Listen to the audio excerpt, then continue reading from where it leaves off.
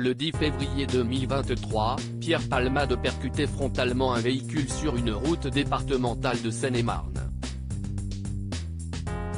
Le bilan est lourd puisque le choc a blessé 3 victimes dont une femme enceinte qui a perdu sa petite fille à naître, le beau-frère de cette dernière ainsi que son fils âgé de 6 ans. Convié sur le plateau de Cyril Hanouna dans l'émission Touche pas à mon poste de ce jeudi 16 mars, Yilmaz, le cousin du conducteur gravement blessé est venu donner des nouvelles de ce dernier.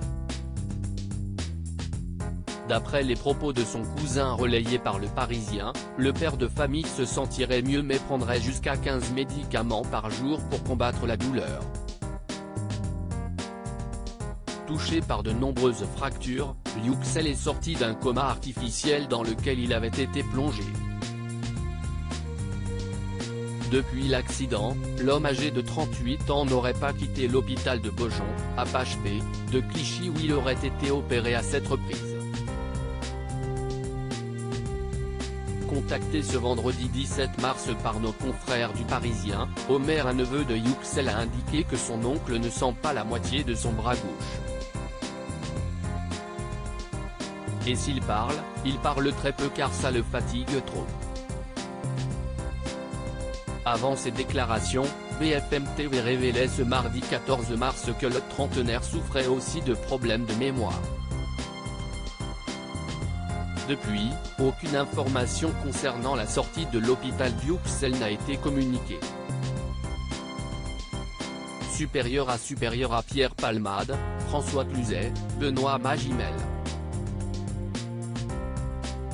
Les stars sont tabous sur leurs addictions. Il devra prendre des médicaments toute sa vie bien que Devrim, le fils d'Yuxel et sa belle-sœur soient sortis de l'hôpital à la fin du mois de février. De son côté, le père de famille devra être pris en charge plus longtemps, il devra prendre des médicaments toute sa vie, a indiqué Mourad Batik, avocat de la famille sur l'antenne de BFM TV ce mardi 14 mars. Quant à Pierre Palmade, la chambre de l'instruction de la Cour d'appel de Paris a indiqué que le comédien resterait sous contrôle judiciaire avec interdiction de quitter l'hôpital.